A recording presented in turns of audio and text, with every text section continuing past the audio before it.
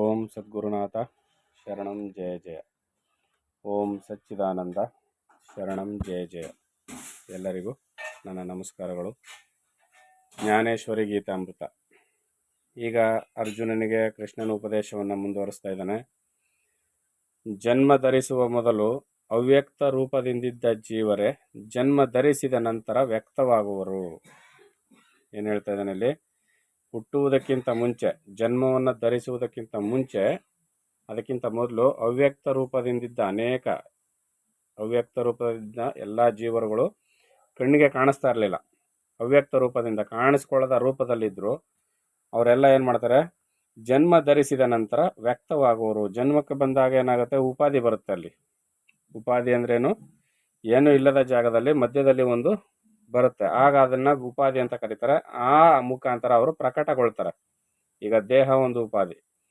ಈಗ ನೆಲದಲ್ಲಿ ಮಣ್ಣಾಗಿರ್ತದೆ, ಆಕಾಶ ಬಯಲಾಗಿರ್ತದೆ. ಈಗ ಆ ಮಣ್ಣಿಂದ ಮಡಕೆಯನ್ನ ಮಾಡಿದಾಗ ಆ ಮಡಕೆ ಒಳಗೂ ಬಯಲಿರ್ತದೆ. ಮಧ್ಯದಲ್ಲಿ ಉಪಾಧಿಯಾಗಿ ಆ ಮಣ್ಣಿನ ಒಂದು ಪರದೆ ಬರುತ್ತೆ.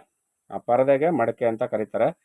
ಈಗ ಮಡಕೆ ಬಂದಿದ್ರಿಂದ ಏನಾಯ್ತು? ಈಗ ಮಡಕೆ ರೂಪದಲ್ಲಿ ಕಾಣಿಸ್ಕೊಳ್ಳುತ್ತೆ. ಮತ್ತೆ ಮಡಕೆ ಹೊಡೆದೋದಾಗ ಅದರಲ್ಲಿದ್ದಂಥ ಬಯಲು ಅವ್ಯಕ್ತವಾಗಿಯೇ ಹೋಗುತ್ತೆ. ಈ ರೀತಿಯಲ್ಲಿ ವ್ಯಕ್ತ ರೂಪವೆಲ್ಲವೂ ನಾಶವಾದ ಬಳಿಕ ಅವ್ಯಕ್ತ ಸ್ವರೂಪಕ್ಕೆ ಹೋಗುವರು.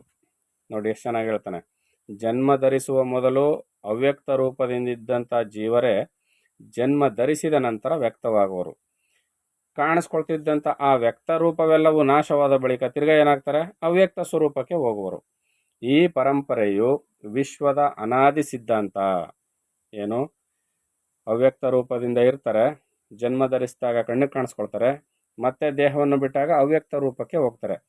ಈ ಪರಂಪರೆ ಇದೆಯಲ್ಲ, ಕಣ್ಣಿಗೆ ಕಾಣಿಸ್ಕೊಳ್ಳೋದು, ಮರೆಯಾಗೋದು, ಮತ್ತೆ ಕಣ್ಣಿಗೆ ಕಾಣಿಸ್ಕೊಳ್ಳೋದು, ಮರೆಯಾಗೋದು, ಅಂದರೆ ಜನ್ಮ ಎತ್ತಿದಾಗ ಕಾಣಿಸ್ಕೊಳ್ಳೋದು, ಜನ್ಮ ಹೋದಾಗ ಅವ್ಯಕ್ತ ಸ್ವರೂಪಕ್ಕೆ ಹೋಗಿ ಸೇರ್ಕೊಳ್ಳೋದು. ಇದು ಈ ಜಗತ್ತಿನ ಅವ್ಯಕ್ತ ಸಿದ್ಧಾಂತ.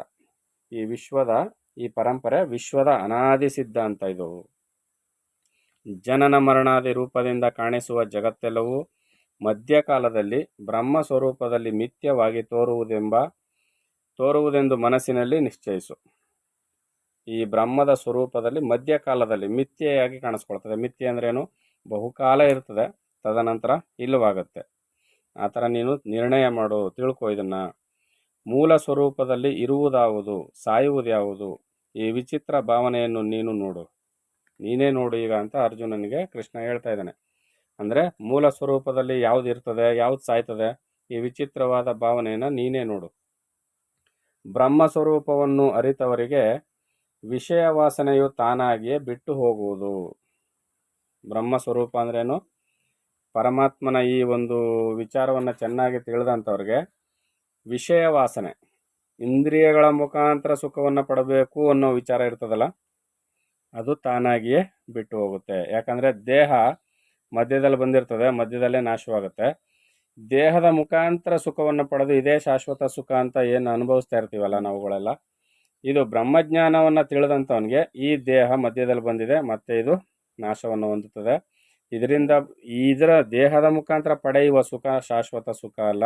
ಶಾಶ್ವತ ಸುಖ ಯಾವುದು? ಆತ್ಮನಲ್ಲಿ ನೆಲೆಗೊಳ್ಳೋದು. ಅದೇ ನನ್ನ ನಿಜವಾದ ಅವಸ್ಥೆ, ಅಲ್ಲಿಯೇ ನನ್ನ ಮೂಲ ನೆಲೆ ಅಂತ ಯಾರು ತಿಳಿತಾನೋ ಅವನು ದೇಹದ ಮೂಲಕ ಅನುಭವಿಸುವ ಆ ವಿಷಯ ಸುಖಗಳನ್ನು ಬಿಟ್ಬಿಡ್ತಾನೆ. ಈ ರಹಸ್ಯವನ್ನು ಅರಿಯುವುದಕ್ಕಾಗಿಯೇ ವಿರಕ್ತರು ವನವಾಸ ಮಾಡುವರು. ವಿರಕ್ತರು ಅಂದರೆ ವೈರಾಗ್ಯದಿಂದ ಕೂಡಿದಂಥವರು. ಅವ್ರೇನು ಮಾಡ್ತಾರೆ? ವನವಾಸವನ್ನು, ಕಾಡಿನಲ್ಲಿ ವಾಸ ಮಾಡ್ತಾರೆ. ಹೇ ಅರ್ಜುನ, ಬ್ರಹ್ಮ ಸ್ವರೂಪವನ್ನು ಅರಿತವರು ಬ್ರಹ್ಮದಲ್ಲಿಯೇ ದೃಷ್ಟಿಯನ್ನಿಟ್ಟು ವ್ರತ ನಿಯಮ ನಿಷ್ಠೆಗಳನ್ನು ಸಂತೋಷದಿಂದ ಆಚರಿಸುತ್ತಾ ಬ್ರಹ್ಮಚರ್ಯ ಉಳ್ಳವರಾಗಿ ತಪಸ್ಸನ್ನು ಆಚರಿಸುವರು. ತಪಸ್ಸಂದರೆ ಇಲ್ಲಿ ಯಾವುದೋ ಒಂದು ವಿಚಾರದ ಬಗ್ಗೆ ಸಾಧನೆ ಮಾಡ್ತಾ ಇರ್ತೀವಿ. ಆ ಸಾಧನೆಗೆ ಇಂತಿಂಥ ನಿಯಮಗಳು ಅಂತ ಒಳಪಟ್ಟಿರ್ತದೆ.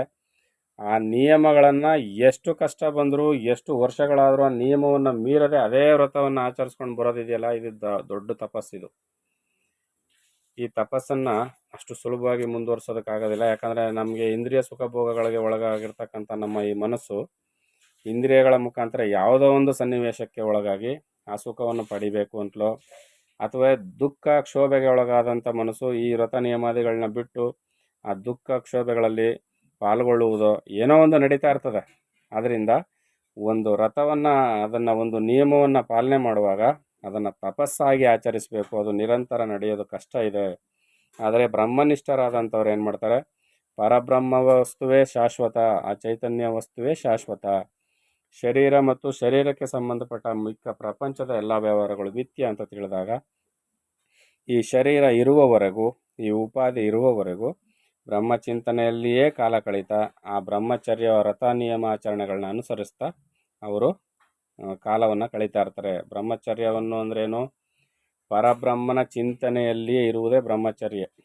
ಯಾವಾಗಲೂ ಪರಬ್ರಹ್ಮನ ಚಿಂತನೆಯಲ್ಲಿ, ಆಧ್ಯಾತ್ಮ ಚಿಂತನೆಯಲ್ಲಿ ಇರುವುದೇ ನಿಜವಾದ ಬ್ರಹ್ಮಚರ್ಯ ಆಗಿರುತ್ತದೆ. ಎಷ್ಟೋ ಜನರು ಈ ಪಾರಮಾರ್ಥ ತತ್ವವನ್ನು ನಿಶ್ಚಲವಾದ ಅಂತಃಕರಣದಲ್ಲಿ ಸ್ಥಿರಗೊಳಿಸಿ ಪರಬ್ರಹ್ಮ ಸ್ವರೂಪವನ್ನು ಅನುಭವ ಮಾಡುತ್ತಾ ನಿತ್ಯ ನಿಯಮದಿಂದ ಚಿತ್ತದಲ್ಲಿ ವೈರಾಗ್ಯವನ್ನು ಪಡೆಯುವರು. ಎಷ್ಟೋ ಜನರು, ಎಲ್ಲರೂ ಅಲ್ಲ, ಎಷ್ಟೋ ಜನರು ಈ ಪಾರಮಾರ್ಥ ತತ್ವವನ್ನು ನಿಶ್ಚಲವಾದ ಅಂತಃಕರಣದಲ್ಲಿ, ಅಂತಃಕರಣ ನಿಶ್ಚಲವಾಗಿರಬೇಕು. ಅಂತಃಕರಣ ನಿಶ್ಚಲವಾಗಿರಬೇಕಾದ್ರೆ ಅದು ಶುದ್ಧವಾಗಿರಬೇಕು, ನಿರ್ಮಲವಾಗಿರಬೇಕು. ಆ ನಿರ್ಮಲ ಅಂತಃಕರಣದಲ್ಲಿ, ನಿಶ್ಚಲವಾದ ಅಂತಃಕರಣದಲ್ಲಿ ಪಾರಮಾರ್ಥ ತತ್ವವನ್ನು ಸ್ಥಿರಗೊಳಿಸ್ತಾರೆ. ಪಾರಮಾರ್ಥ ತತ್ವ ಅಂದ್ರೇನು? ಆತ್ಮಜ್ಞಾನವನ್ನು ಸ್ಥಿರಗೊಳಿಸಿ ಇದೇ ನಿಜವಾದ ಜ್ಞಾನ ಅಂತ ಅವರು ನಿಶ್ಚಯ ಮಾಡಿಬಿಡ್ತಾರೆ. ಇನ್ನು ಪರಬ್ರಹ್ಮ ಸ್ವರೂಪವನ್ನು ಅನುಭವ ಮಾಡುತ್ತಾ, ಗೊತ್ತಾಗ್ತಾ ಇದೆ ಇಲ್ಲಿದ್ದೆ, ಪರಮಾತ್ಮನನ್ನು ನೋಡ್ತಾ ಅಂತ ಹೇಳ್ತಾ ಇಲ್ಲ, ಪರಬ್ರಹ್ಮ ಸ್ವರೂಪವನ್ನು ಅನುಭವ ಮಾಡ್ತಾ. ಯಾಕಂದರೆ ಅನುಭವ ವೇದ್ಯವಾದದ್ದು ಪರಮಾತ್ಮ. ಅನುಭವ ಮಾಡುತ್ತಾ ನಿತ್ಯ ನಿಯಮದಿಂದ, ಪ್ರತಿನಿತ್ಯ ನಿಯಮದಿಂದ ನಡ್ಕೊಳ್ತಾ ಚಿತ್ತದಲ್ಲಿ ವೈರಾಗ್ಯವನ್ನು ಪಡೆಯುವರು.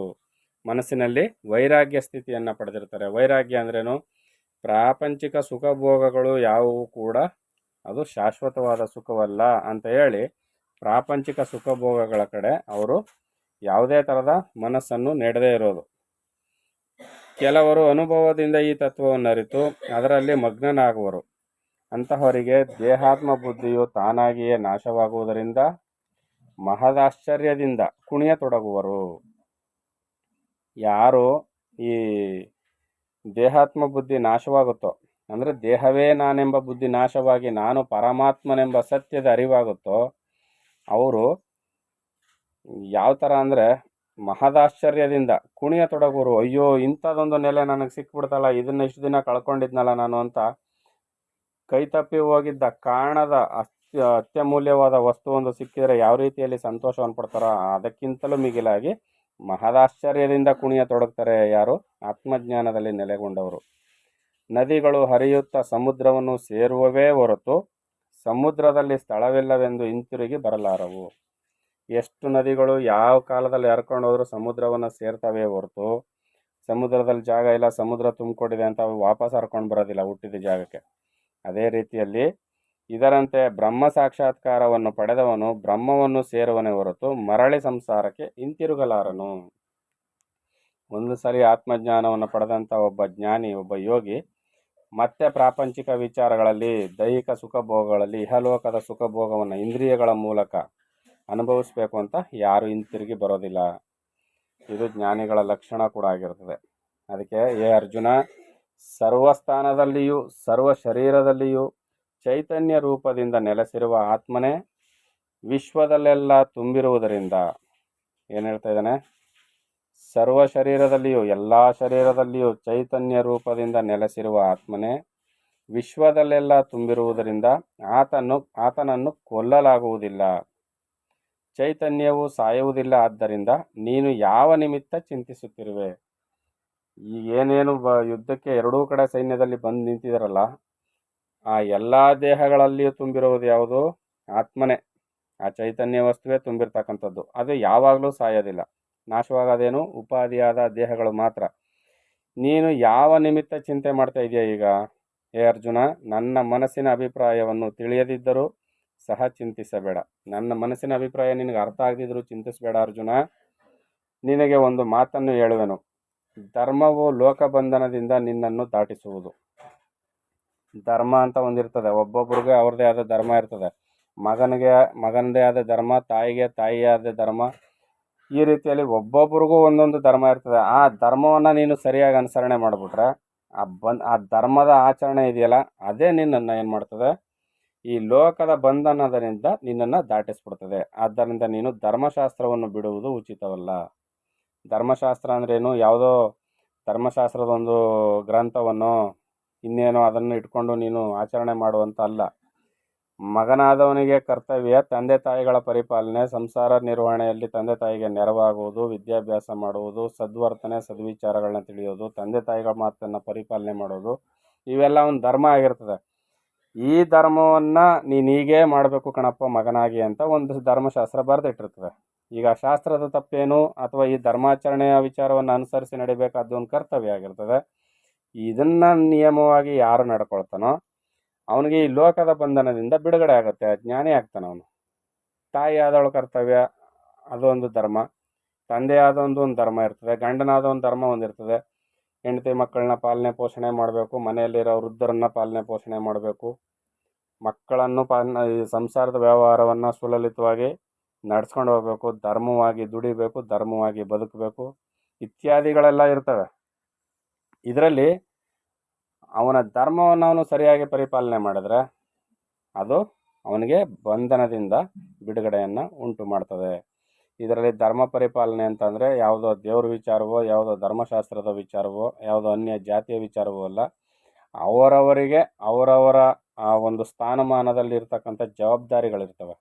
ಆ ಜವಾಬ್ದಾರಿಯನ್ನು ಸರಿಯಾಗಿ ನಡೆಸ್ಕೊಂಡು ಹೋಗುವುದೇ ಧರ್ಮ ಅನ್ನಿಸ್ಕೊಳ್ತದೆ. ಅದರಿಂದ ಇಲ್ಲಿ ಧರ್ಮ, ಇವನು ಅರ್ಜುನ ಕ್ಷತ್ರಿಯನಾದ್ರಿಂದ ಕ್ಷತ್ರಿಯ ಧರ್ಮವನ್ನು ಇವನು ಪಾಲನೆ ಮಾಡಿ ಅದನ್ನು ಪರಿಪಾಲನೆ ಮಾಡಬೇಕಾದ್ರಿಂದ ಧರ್ಮವನ್ನು ಪರಿಪಾಲನೆ ಮಾಡಿದ್ರೆ ಅವನಿಗೆ ಬಂಧನದಿಂದ ಬಿಡುಗಡೆ ಆಗುತ್ತೆ ಅನ್ನೋ ಮಾತನ್ನು ಅರ್ಜುನನಿಗೆ ಕೃಷ್ಣ ಹೇಳ್ತಾ ಇದ್ದಾನೆ. ಮುಂದುವರೆದು ಏನು ಹೇಳ್ತಾನೆ ಅಂತ ಮುಂದಿನ ಆಡಿಯೋದಲ್ಲಿ ನೋಡೋಣ. ಎಲ್ಲರಿಗೂ ಒಳ್ಳೆಯದಾಗಲಿ. ಓಂ ಸದ್ಗುರುನಾಥ ಶರಣಂ ಜಯ ಜಯ. ಓಂ ಸಚ್ಚಿದಾನಂದ ಶರಣಂ ಜಯ ಜಯ. ಹರಿ ಓಂ ತತ್ಸತ್. ಹರಿ ಓಂ ತತ್ಸತ್. ಹರಿ ಓಂ ತತ್ಸತ್.